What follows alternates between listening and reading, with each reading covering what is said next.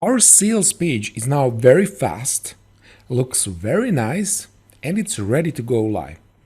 But before we go live, I want to share with you a couple more things you might want to consider for your sales page or your sites. Now, WordPress is great to set up a sales page or website quickly. However, launching a site doesn't guarantee getting traffic to it. And with a lack of traffic, websites will struggle and will soon feel a lack of motivation to keep going. That's probably why most entrepreneurs and businesses fail and quit their activities within the first 3 months. And therefore, it's essential to understand how to get traffic consistently. Traffic is a result of two parts. First one, getting initial or new visitors to the site or your sales page.